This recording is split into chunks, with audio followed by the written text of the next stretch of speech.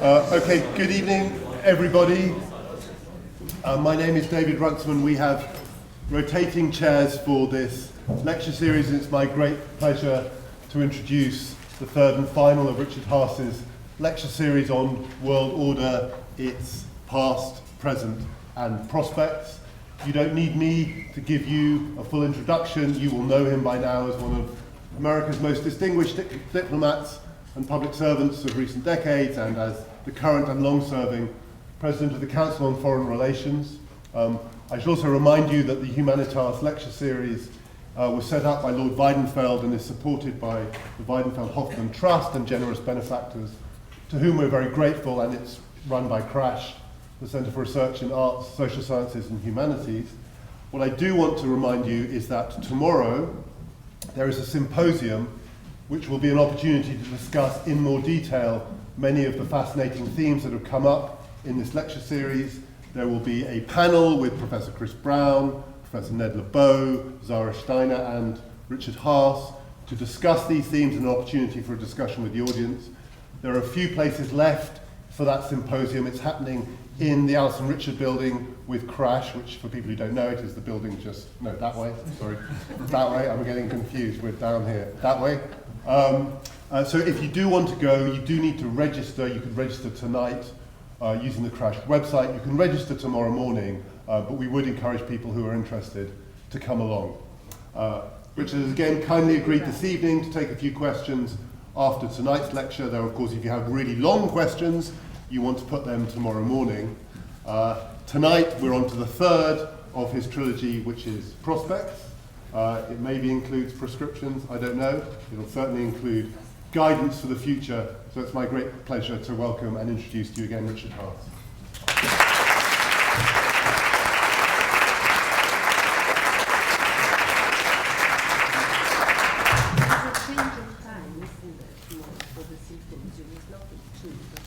Yes, sorry, I've been reminded to remind you that the symposium tomorrow is at 10 a.m.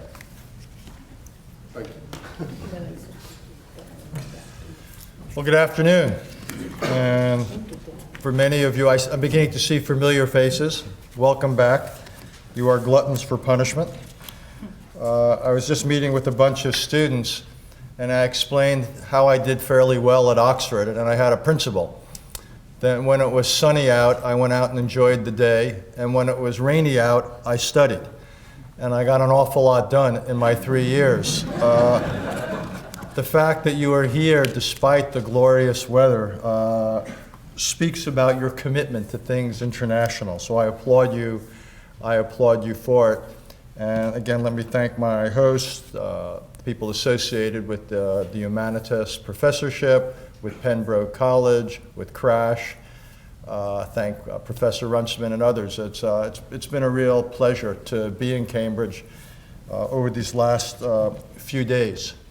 And I am envious of what you all get to enjoy week in, week out. So, my first two talks were about the basic concepts of world order and disorder and how they had evolved over the last 4 centuries. That was pretty much the first talk. And the second talk focused on essentially where we were now, on the current state of play, 25 years after the end of the Cold War. And here we are in 2015. It's a world of considerable order and disorder alike. And as I said at the end yesterday, what worries me, though, is not simply the balance between order and disorder, but the trends. And the arrows I at least find quite worrisome. And my other point was that it's probably best not to think of it as a single measure of quote-unquote world order, but really a question of orders. Because what we now have is actually a map of orders and disorders in the geographic sense as well as in the functional sense. So, but the purpose of this third, and you will be relieved to hear final talk, is quite different. If I may quote Vladimir Lenin, it is what is to be done. So we will make the pivot, if I may use a word that's getting an awful lot of use of late, from analysis to prescription, which is, you might say, about time, given that you invited me here under the pretext that I would talk about statecraft and diplomacy. So having stalled for as long as I could, I will finally deliver the goods, or at least attempting. And then again, I'll go on for a bit. I will try not to filibuster, as sometimes happens in our Senate, and save a half hour or so for your questions. Diplomacy and statecraft. Let's begin with that. Of the two words, diplomacy tends to be used far more often. It's defined by Henry Kissinger, who I've talked about previously, and I quote here, as the adjustment of differences through negotiation. And then again I quote, the art of restraining the exercise of power. Somewhat more prosaic is the notion of diplomacy, and here I quote myself, of persuading someone else to adopt your position as his own. Statecraft, by contrast, seems to me to be something larger.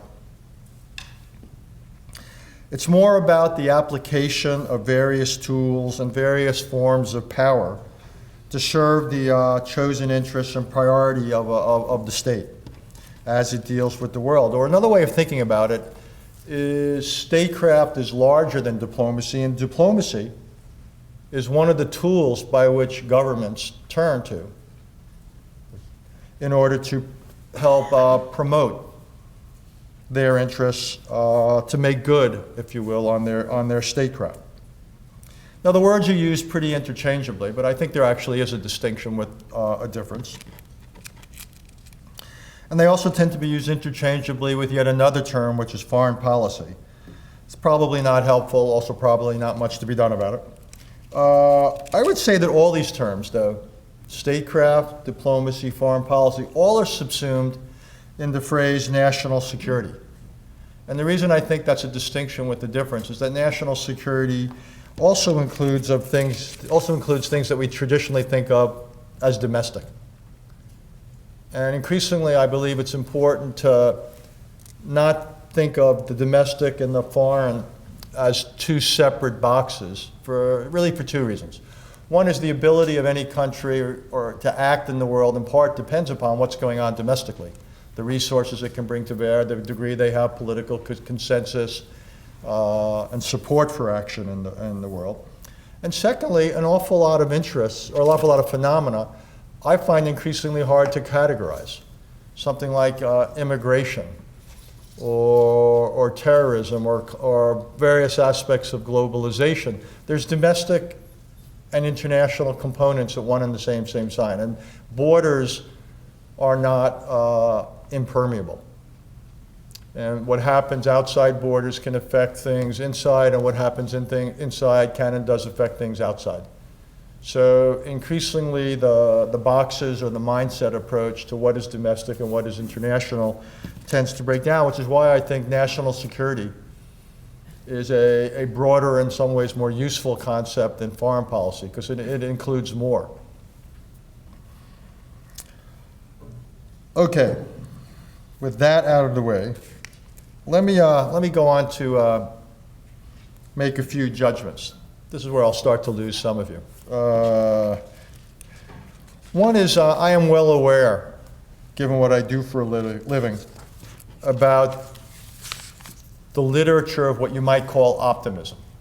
Because there is a literature that disagrees profoundly with the thrust of what I've said over the last 2 days and with what I'm going to have to say today.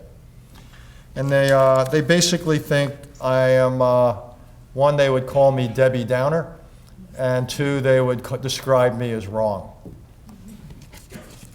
And what this literature tends to do, the literature of what you might say, I guess you could call it a strategic optimism, or people would look at the same framing I've put forward of order and disorder and simply say, you've got the framing right, you've got the balancing wrong. And there's much more on the order side of the scale than you seem to understand. That criticism has been leveled at me. And so let me just say to begin with that, let me sort of characterize some of this point of view. And what people of this point of view tend to highlight, and correctly in every case, let me just say I don't disagree with this, but they highlight the lack of great power clashes. This is not a world in which the great powers are going at it militarily. And it's by no means preordained or inevitable that they will. And the great powers, again, loosely described as the United States, China, Russia, Japan, India, Europe. You could throw in a few others if you like. But they are not at war, nor is it in any means inevitable, or in some cases even likely that they will be. And this already is a sizable distinction between this geopolitical era and previous ones, where a lot of history, when you think about it, was about great power conflicts. Secondly, I talked yesterday about the primacy of the United States, that it was first among unequals. Well, the optimists correctly say, yes, you're right about that. And another way of thinking about that, flipping it around, is there's no peer competitor of the United States. There's no other country that has the same scale or array of power or instruments by which to bring that power to bear. And none is likely to anytime soon. And I'll return to that about China.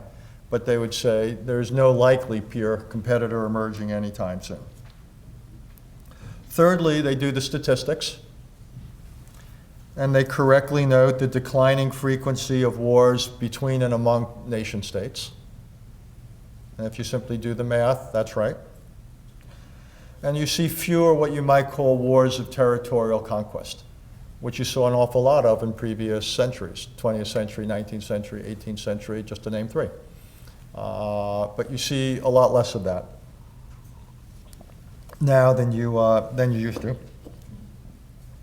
They note the growth of global trade, which creates not just greater wealth and raises standards of living, but the greater degrees of interdependence. And they would also add flows of investment to that. They would note the progress we've made in moving hundreds of millions of people above the poverty line, many of them in China and India, and that is 100% right. And they would, in many cases, say a lot more people than ever before have access through technology to information. And the proliferation of things like this, tablets and cell phones and the like, have reduced the isolation of individuals, and in many cases have given them access, not just information, but credit and to customers and so forth. It's become economical. It's become a tool of empowerment for many. All true. And I think in that sense, the optimists are right. Still, I'm unpersuaded. I'm sorry to say. I really much would prefer to be optimistic. It'd be easier to get up in the morning. Things would be more pleasant. But I am worried about the trend in the direction what I would describe as net disorder. A couple of general reasons, then I'll get into the specifics. One is that in a globalized world, what is local can all too quickly become global. So even if the majority of the world wakes up in the morning and things are in decent shape, if a couple of bad things happen in a couple of bad places, there's nothing necessarily the case that they're going to stay there. And I think we see that whether it's things like terrorism or viruses, man-made or human, that stuff spreads. In the United States, the Chamber of Commerce or somebody of the city of Las Vegas basically encourages people to go there and misbehave on the notion that what happens there stays there. Well, the world ain't Las Vegas. And what happens anywhere tends not to stay there. Instead, it gets on the conveyor belt of globalization and it travels. And things go viral, not just viruses, but everything now can go viral very fast. Some things over time. One of the things was pointed out at one point that what goes on in a schoolroom in Pakistan, or what doesn't go on in the way of quality education, can over a generation have a tremendous impact elsewhere beyond Pakistan. So the whole concept of local, I think, is increasingly something of an anachronism. And it just means that even if you're largely okay, a small number of things can have disproportionate impact simply because of globalization. I also mentioned the other day that if you think about the array of this world, how it's increasingly set up, you've got a diffusion of power amongst many actors. So lots more power that's meaningful in many more hands. And that just makes it more complicated to organize. It'd be, if all of us had to figure out what we wanted for dinner tonight and settle on it, it would be tough. Although I'm sure fish and chips would do fine. So yeah, I am less worried about classic great power clashes, but I am more worried about what you might call the granular erosion of water. Well, why is this? One is, it's true there aren't too many potential great powers out there. I don't think Europe, happy to discuss it in depth, is a potential great power. If anything, I think the sum is less than the whole of its parts because of the way Europe operates. And I say that with some sadness because the United States could use a more capable European partner, and I simply don't think it's there. Russia, yes, it's made some real noise and difficulties of late by what it's done, particularly in Ukraine. But I think it's also important to keep in mind that Russia now is a country of just over 140 million people. To give it scale, that's what, 40 or 50 million less than, say, Pakistan. Any man in this room much above the age of 60, he or a Russian, would not be alive, given life expectancy. It's largely a cash crop, one-dimensional economy. The biggest sanction against Russia is the price of oil right now, given how much of their economy is concentrated there. Yes, they have nuclear weapons. Yes, they have a capable conventional military in its near abroad. But again, Russia, to me, is not a great power. Japan is still limited by its politics, by its constitution. Economically now, it's in its third decade of essentially little or no economic growth. And I don't see that fundamentally changing, given the aging of Japanese society, the opposition to immigration. I could go through a long list there. India, of all the countries, is potentially now growing the most quickly. I think what Prime Minister Modi is doing is quite exciting. But at the end of the day, you still have 750 million people who are living on $2 a day or less. You have half the people in the world who don't have access to public toilets living in India. You have tremendous barriers of corruption, infrastructure, and governance. So I think India will improve dramatically over the next few years, but still, given where its starting point is, it will not be a great power.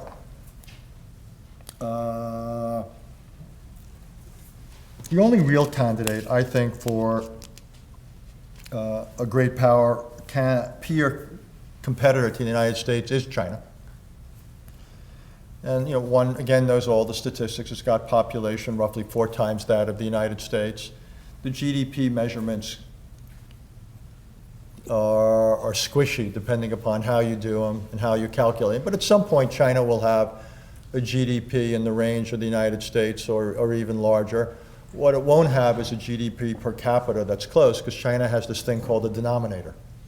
And denominators, in this case, the denominator is 4 times that of the United States. So even if China has roughly the GDP of the United States, and I don't think it's there yet by reasonable measures, it means GDP per capita is only 1/4 that of the United States. It's not going to catch up on GDP per capita with the United States and others. And China, but more important, China faces massive internal challenges. It faces the internal challenge of aging, the unintended consequences of the one-child policy, which has skewed the ratio between workers and those who don't work. You have massive environmental problems because of, at times, truly haphazard growth. As we see, you have corruption that is not a problem so much as it is systemic. To describe corruption in China as a problem, I think, doesn't quite capture its scale and its prevalence. You have questions about minorities in the country, and so forth. So, and also economically, growth in China has slowed. The official numbers are now between 6 and 7%. I don't know any serious economist who agrees with those. They're below that. And they're not going back. The era of high growth in China is over. You can only, one of my famous, one of my favorite sayings is you can only pick the low-hanging fruit once. It's been picked. You can't put people on shuttle buses between rural areas and cities and think that when you shuttle them back, the economy is going to improve again. It doesn't work that way. A lot of the low-hanging fruit has been picked, and China faces something of a dilemma between its desire to keep political control, which creates a society where you're not allowed to have a lot of freedom, and its desire to have the fruits of innovation. Well, it doesn't work that way. You can't get the benefits, if you will, of an open society without, in fact, having an open society. China's tried to do it in certain ways, often through intellectual property theft, which is systematic. And it's a real issue, I think, for the global trading regime and any sort of cyber regime that's set up, but there's still limits to it. So I think China faces real challenges. And there's something of a debate on this, and just so you know, there's others who disagree with me and think that I'm exaggerating the internal challenges and underestimating China's strengths. They may well be right. My simple point is I don't think the United States is likely to have a peer competitor anytime soon there. I think in that sense the optimists are right. China is also constrained by its own policies, and I think it's a good thing, by interdependence. It sits on massive dollar reserves, which makes them think twice about actions which would dramatically affect their value. It needs to import. It obviously needs to export. Massive unemployment, which would result from a loss of export, would obviously be politically a major problem for China. And I think what China has done recently is in some ways rediscovered the wisdom of Deng Xiaoping and understanding the importance of a stable periphery so China can continue to develop at home. I could be wrong, and again, I know the foreign policy arguments on the other side. My simple point is that even if I'm underestimating China in its capacities, even if I'm painting too or not sufficiently robust a view of China's external push, I don't think there's anything inevitable about clashes between the United States and China. I don't think a US-China Cold War is inevitable. The so-called Thucydides trap is again not inevitable, that China and Russia and the United States will go the way of, say, Soviet Union, United States, or the way of Athens and Sparta, and this is where statecraft and diplomacy come in.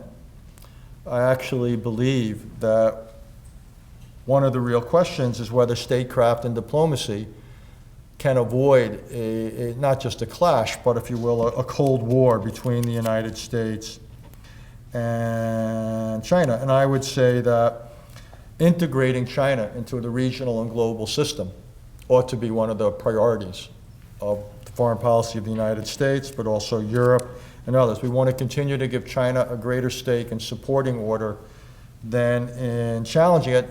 And the 21st century becomes fundamentally different depending upon that trajectory.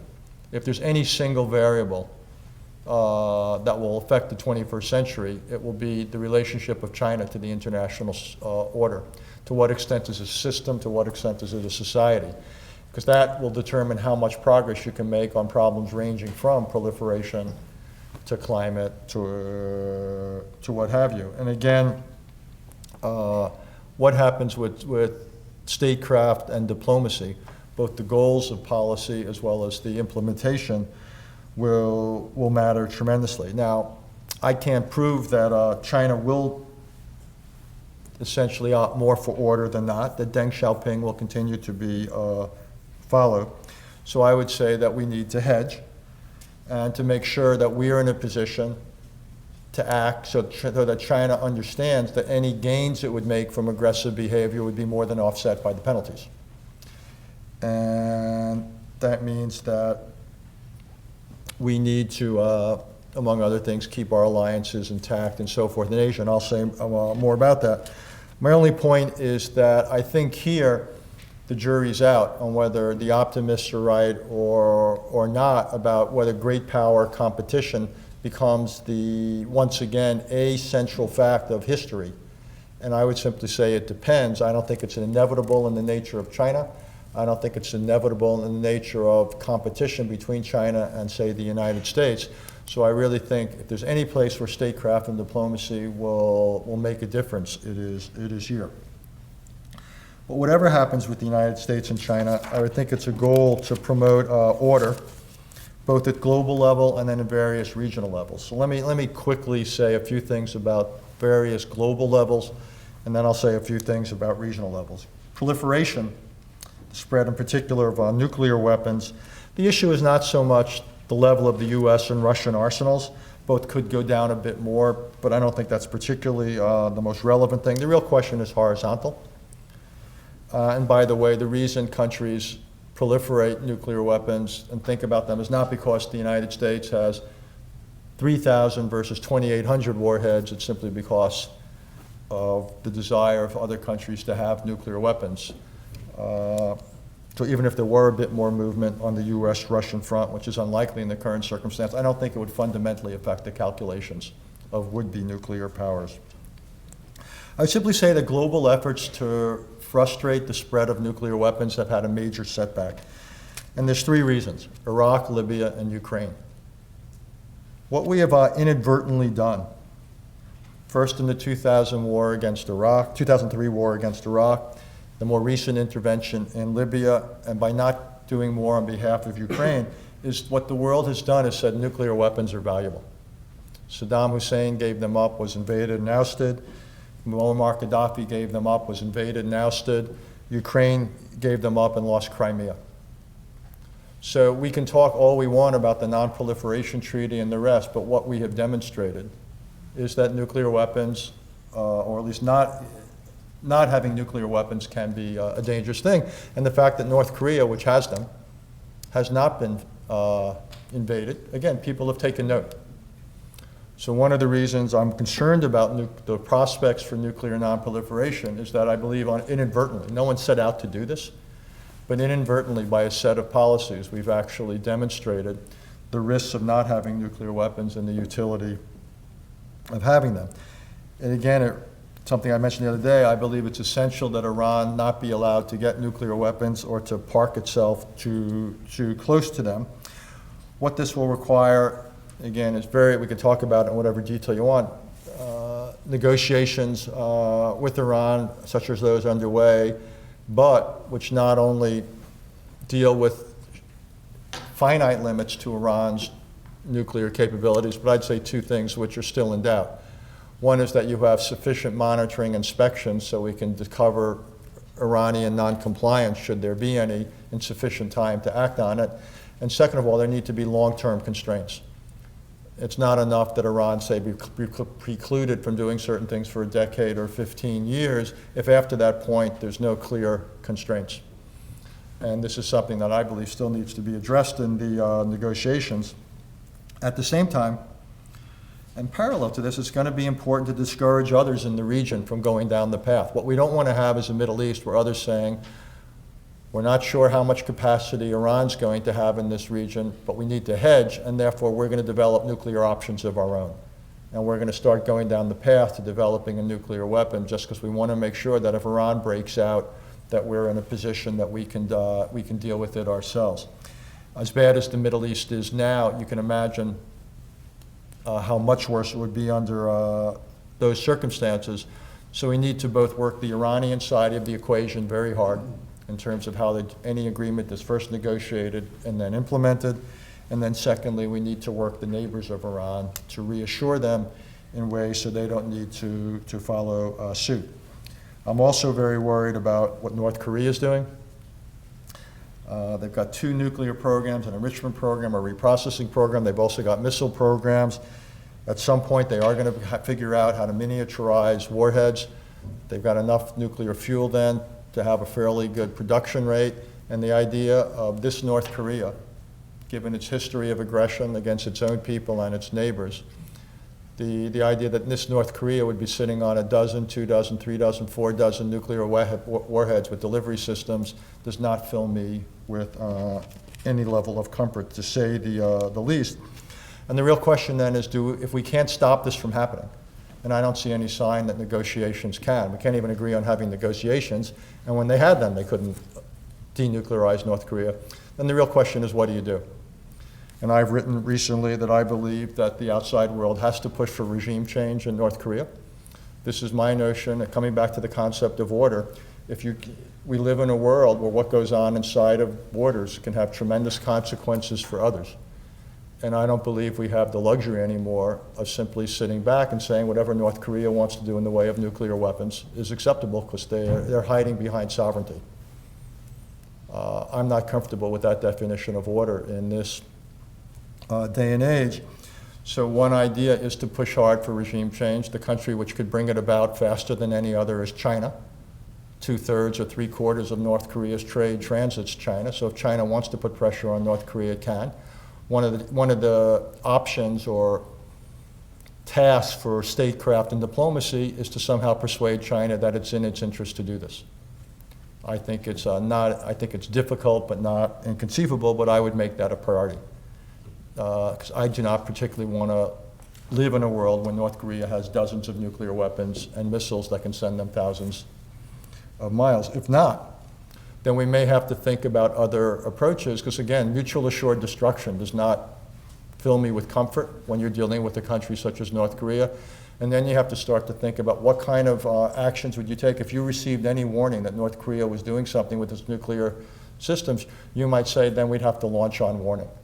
And all I'm saying is if you start moving in that direction, which is an option, you're talking about a world which, if you will, stability is potentially much more precarious. You have no good options at the point that a country like North Korea has dozens of nuclear weapons with long-range delivery vehicles. This is not fantasy. This is going to probably happen within a decade. So this is a real, you want to call that a medium-term question for what kind of an international order we're prepared to see come about. Pakistan already has between 100 and 200 nuclear weapons. What I'm worried about is the possibility of use in the context of a conflict with India, or I'm worried about the context of a loss of control in the, should it have the possibility of a loss of control in the context of state collapse in Pakistan. I don't rule either out. And I think if there is a crisis between India and Pakistan, I think I mentioned this earlier this week, it's not obvious to me that nuclear weapons will play the same kind of cautionary, stabilizing role that they played in the US-Soviet relationship. It may actually increase incentives to go first, given the nature of the arsenals and the lack of clear communications between the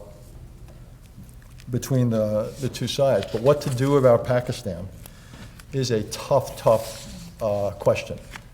But again, it fills me with real concern, because the idea, again, that countries enjoy complete sovereign immunity within their borders. Okay, well then the question is, how are they going to meet, not simply demand rights, but also show their willingness to meet obligations? How are they going to reassure us?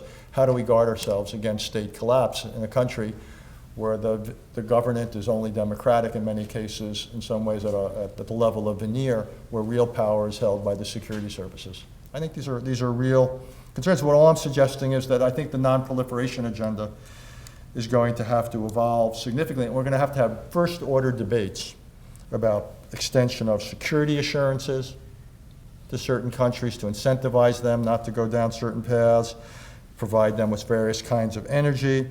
We may have to think about under what situations preventive strikes would be acceptable. By preventive, I mean to deal with emerging threats.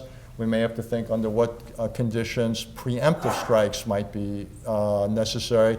That is, to deal with threats that have already emerged and may be getting ready for use. We may have to think about how to deter countries more from using weapons of mass destruction. What would be the penalties we could say up front? For example, anyone using a weapon of mass destruction, such as chemical weapons, that they should know if they were to use them, they would face regime change. That we would make a concerted effort to remove those responsible from power. Syria got off after it used chemical weapons, And arguably that set a terrible precedent, and an opportunity was lost there to underscore the notion that there's no place for weapons of mass destruction use in the modern world. I could go on in this subject, but I won't in the interest of time. All I'm saying is there's a lot out there that is going to need to be considered in terms of building an order in order to discourage the acquisition and use of nuclear and other weapons of mass destruction. But the norm of the Non-Proliferation Treaty and all that is simply, I believe, showing itself to be inadequate to the task. Climate control, another global challenge. I simply don't think we're going to get, as I said, I think the other day, a global settlement, either for such things as carbon price or carbon tax, or some type of a global market where permits to emit carbon would be exchanged, so there would be a global limit that was desirable. I think the most we're going to get is some sort of a version of national best efforts, technology sharing, encouragement of countries to keep forests where they are, not to deforest. Otherwise, we'll have small agreements to complement one another. We may not get global agreements. All of this put together, though, unless there's some major technological breakthrough sooner rather than later, suggests to me that mitigation will fall short. And the goals of putting a relatively low ceiling on further temperature increases, I believe, are unlikely to be met. If that's the case, we're going to very quickly need not simply a continued mitigation agenda, we're going to have to think very hard about adaptation, about how we help certain countries in particular deal with the particular problems they would face in low-lying areas, areas that are on water, and so forth. What kind of best practices ought to be encouraged around the world in terms of building codes and the like. And at some point, if things get bad enough, questions of geoengineering may even need to enter the international agenda. But very much Star Wars kind of stuff about how we reverse climate change in artificial man-made ways. It's obviously dangerous. You never know once you start involving yourself in a system what kind of consequences I have, but we may be faced with terrible choices if climate change reaches a truly destructive point. Third area is trade. WTO, the World Trade Organization, often still provides an important resolution dispute mechanism. The problem is that it's simply not capable these days as a negotiating mechanism or form. It's shown itself unable to deal with subsidies, with agriculture, with services. And I think the best you can do there is work around it with regional and bilateral agreements. On disease, I mentioned that before, the idea of strengthening global mechanism. The weakness of the global response to Ebola ought to have been a wake-up call. The World Health Organization clearly is not adequate. So either it has to be fundamentally changed or new capabilities need to be put into place. We were lucky, I would say, in what happened so far, at least with Ebola. And it's odd to use the word lucky, but I would say that we were, because it could have been so much worse. And the question is, will we learn the lessons and will we put into place new mechanism? This is everything from making sure that individual countries meet certain capability requirements, that they are prepared to meet certain reporting requirements, that this becomes an element of sovereign obligation. Because again, what goes on in any country anywhere, given the fact of air travel and the rest, is not a local problem, particularly when there's a delay between disease is out when they actually happen and when we notice they've happened. And by the time you've often noticed they've happened, it's too late. So we've got to change the notion. So it's not simply a domestic health problem. How do we create a world where what we thought of as a domestic health problem is now seen as a global health reality? How do we change the rules? How do we distribute new capabilities to deal with that? Cyber is the newest area on the block. And I would say, again, all sorts of challenges, as I think I pointed out, more complicated in many ways than the nuclear, given how many more actors there are, the degree of, the pace of innovation. The goal should be, I would think, what we had, a single open internet. It's been fantastically contributive to everything from the free flow of ideas to wealth creation around the world, but not everybody agrees. There's lots of actors who want to fragment the internet, who want to control its content for various purposes, often those of state preservation. This question, so how do we need to basically from the ground up build a new international regime that will deal with things like censorship, what are the limits, access to information, how do you protect intellectual property, what if any scope is there for espionage, what if any scope is there for offensive uses of cyber, what are the principles of retaliation when someone uses cyber as an act of war. All I'd simply say is, we need a set of rules and ultimately institutions to encourage some behaviors and discourage others. I've talked about institutional reform. I won't go through it. Again, I would simply say I think there's limits to formal institutional reform. You very quickly run up to changing existing institutions. You get resistance because not everybody sees the outcomes as equally desirable. The more you include in an institution, often the harder it is to get to work. So I think we're going to have basic versions of what I would call informalism. I once called it multilateralism a la carte, but we're going to have many different types of multilateral arrangements. And that's the way I think a lot of these ideas I'm talking about are going to have to be developed. You could also think of order as a regional challenge. In Europe, what's desirable and doable are very different. Desirable for order in Europe would be a fiscal union, a seriously collective security and foreign policy, an integrated military capacity. I'd also like to see far-reaching economic reform, particularly in Southern Europe. Alas, I don't think we're going to see much of that. You could even see backsliding depending upon how this country goes, as well as how Greece goes. I think the most important thing, besides trying to bring about economic reform in certain countries in Europe and actually making Europe more of an integrated entity, will be to close the gap in NATO between capabilities and commitments. Remember that one of the precepts of order, one of the basic things is not just concepts but balance of power. And in Europe, increasingly, the basic concept of order is coming under threat because the balance of power is slipping away. And we've got to resurrect a balance of power in Europe, or we'll have a very different debate in this part of the world, potentially. In Asia, as I said, the danger there is the parallels to pre-World War I Europe. And I would think that one of the things on the agenda for Asia ought to be, in some ways, a little bit out of Europe's book. What kind of a regional framework could you develop, and what would be the principles for maintaining stability? In Europe, you had CSCE, which became OSCE, and you had the various baskets and various obligations of states, certain principles about borders not changing by unilateral action. You had other principles, including the importance of what goes on within borders, whatever. I'm not saying you should take what was done in Europe and try to transplant it to Asia. It wouldn't work. But something is needed in Asia. You need more of a regional system of collective security. Right now, you simply don't have it.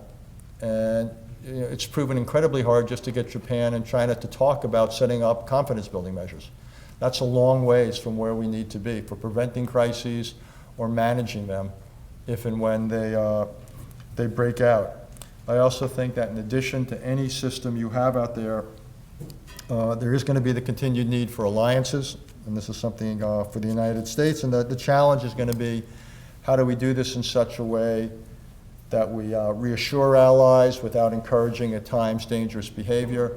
How do we push back against China without creating the self-fulfilling possibility of a new Cold War? And squaring this will be extraordinarily demanding on statecraft and diplomacy. I want to say a few things about the Middle East because it's the most difficult part of the world. I've already talked about Iran, about the importance of it not getting nuclear weapons, and about managing the nuclear aspirations of others. I think we should be open to dialogue with Iran on other areas of potential cooperation. but we ought not to reward them in the nuclear area for that. If it turns out we can cooperate on what is going on in Afghanistan or conceivably even Syria, great. But it ought not to be, if you will, in any way a reward for what they don't agree to in the nuclear space. I think that is the priority.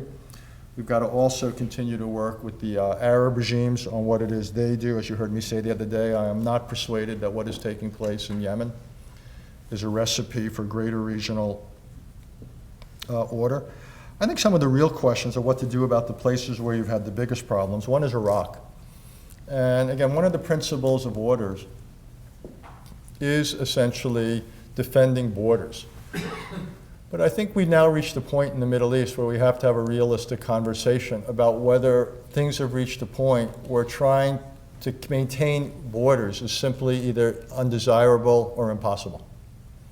And what you might call the Sykes-Picot or Rand-McNally map of the Middle East has essentially been played out a century after the end of World War I. In the case of, I'll just focus on Iraq for a second. It's not clear to me that an attacked Iraq is either desirable or possible anymore. It may not be desirable because of the degree of Iranian dominance.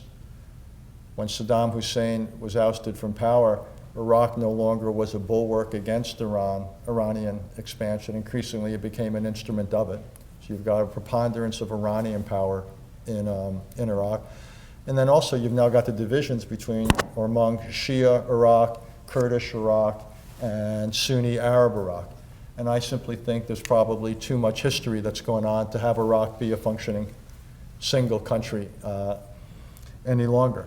And so again, one of the questions for those who are thinking about regional order in the Middle East is whether they have to swallow hard and say, this is now perhaps, at some point, when do you have to accept that? And when is it better to move, at least in a de facto way, to a different configuration? It could be that the western part of Iraq and the eastern part of Syria one day become a new Sunnistan. It's going to be very hard, I believe, to keep an intact Syria together, particularly if anyone has any ideas about Alawite domination. I think that is likely to be an impossibility. So the question then is, what is the Middle East in which you've had countries that have inherited borders and where you've had multiple traditions, ethnic groups, religious groups within them? If essentially this Middle East is not a place where you can have such arrangements, what then does a new Middle East look like? And might we have to have, it might be too hard in the de jure sense, but might you have to rethink order? And order becomes, rather than the preservation of existing lines, order becomes something different. But it's quite possible, it seems to me, that that's where we are moving in the Middle East. The challenges there are, they're many and they are large. And I haven't gotten into it and there's not time, but it's everything from the refugee flows to a country like Jordan, the numbers of internally displaced persons. You get the growth of non-state actors, ISIS being perhaps the most well-known now, but also various offshoots of Al-Qaeda, Nusra, and other such organizations. And even in a country like Iraq, you have all sorts of militias. For years, you've had Hezbollah and other such groups. That what you have in the Middle East now is a proliferation of actors and the capacity to make a difference. You've got the problem, unlike Asia, where you have strong states. In the Middle East, you have weak states with often very weak national identities. As I said, I think this is going to play out over a very long timeline. I think one of the things that Westerners have to think about, or outsiders have to think about, is what they can do to change also some of the debate in that part of the world. Sam Huntington, who is the most famous American political scientist in many ways of the last 50 years, wrote a famous essay for our magazine, for Foreign Affairs, about the clash of civilizations. And I think there were parts of it that were prescient and parts of it which were not borne out by events. But I actually think in the Middle East now, the real question is, since you have a clash going on within a civilization, how is it, what if any role can outsiders take in trying to influence the trajectory of that clash? What if any role is there for outsiders in influencing the trajectory of that debate? And that is critical, because that debate will determine a lot about what is everything from the relationship of government to the governed, to Shia and Sunni, to secular and religious and more. And I'm not sure that again, as I said the other day, outsiders are not in a position to impose order. What we need are insiders to come to the point where there's a consensus about a new order. We're just a long ways away from it. And in the absence of any such consensus, the Middle East is going to burn and churn in many ways the ways it is. Since I haven't been controversial enough, let me say two other things about the Middle East. In terms of the Arab-Israeli or Arab-Palestinian, the Israeli-Palestinian issue, I think the near-term goal is to keep things from getting worse. And there I would emphasize Jerusalem. But the last thing that we would need is to see some of the kinds of incidents that we had a few months ago begin to gather momentum and have massive conflict within Jerusalem over holy places. That would be, basically to see Jerusalem descend into a kind of tribalism would be a nightmare for not just for the city, but for Israel, for the Palestinians, and I think for the region. It would be inflammatory to say the least. I don't think, though, this is a moment for ambition when it comes to the Israeli-Palestinian problem more broadly. I don't detect any of the pieces of preconditions of what you might call of ripeness, where a negotiator, no matter how much time he or she were to spend, would be able to do that, given the political makeup of the various sides and given the context. And I'd simply say sometimes in diplomacy and statecraft you have to think about ambition, you think about opportunity, you think about what it is you can create. And at other times with statecraft and diplomacy, you're more modest. And you think about what are the things you want to try to prevent or avert. And I think on the Israeli-Palestinian front, we're more in the latter situation now than in the former. I'm happy to discuss Latin America and Africa, but I won't do it right now because otherwise we will run out of time, and I want to save time for your questions. I want to say a few general thoughts about the United States, which again I believe is going to be critical to how all of this is to play out. And as I think I've said, and this is not a question of boasting, I'm not going to stand up here and say the U.S. is indispensable, but what I am going to say is I do think what the United States does in the world and how it does it will be critical. And I don't see any chance of world order going in the right direction absent a large U.S. role. That means we have to resist the pulls of isolationism in our own country, which is a recurring debate. But I also think we need to resist what I would call overexertion. And by that I mean the idea that we can remake the world in our image, and that every part of the world is ripe for democratic transformation. I don't think that's possible, and I'm not ruling it out as a long-term ideal, but for the foreseeable future, as a matter of practical statecraft and diplomacy, I don't think that can be the lodestar of American foreign policy.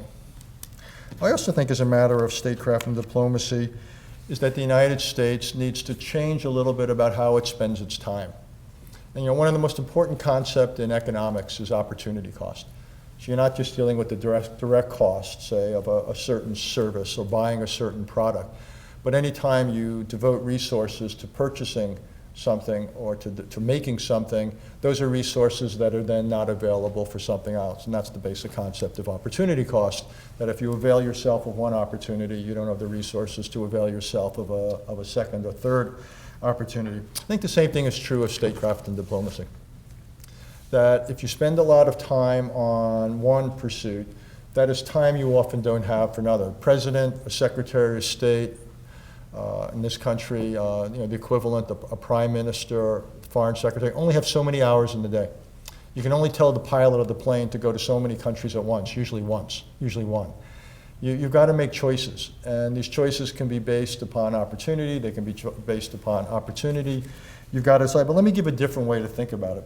That is, I think we spend too much of our time dealing with crises and negotiating immediates, and we don't spend enough of our time thinking about questions of order and how to invest in future trends. So if I had an appeal, I would basically say what we need are fewer firefighters and more architects. That what we need in our foreign policy is more of an investment in having consultations rather than negotiations about the ways we want regions in the world to unfold, rather than just dealing with the immediate crises of the day. I understand that sometimes you've got to deal with the immediate because it can overwhelm all else. But in many cases, particularly when people are involved in negotiations that don't appear to be ripe, there is major opportunity cost. And that's when in particular, I would argue that we would be much wiser to invest in trying to get understandings, coming back to my talk the first day, to try to reach some consensus as what constitutes legitimacy in terms of the arrangements in the region or the world. And that's where architects become, to me, much more valuable than firemen. Some other do's and don'ts from my own country, I would say, do not allow the Middle East to dominate all else. Yes, it's urgent. I understand that. But at the end of the day, a lot more 21st century is going to be written in Asia than in the Middle East. Asia is where the great conglomerations of power are. It's where the people are. It's where the wealth is going to be. It's where the great powers are.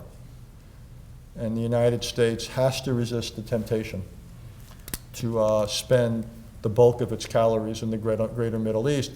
Also in part because it's not clear to me that massive efforts there will have high yields, whereas even, I think, fairly modest efforts in Asia will have fairly high yields. So you've also got to look at that. We've got to be very resistant to unilateralism. There's very few things in the world that we can resolve by ourselves. Certainly almost nothing in the world we can do better by ourselves than with others. But to say we are multilateralists does not mean that should not be confused with the UN or any other formal body. The UN does not have a monopoly on legitimacy. It should never be confused with multilateralism. It is simply one forum, and a pretty ineffective one at that.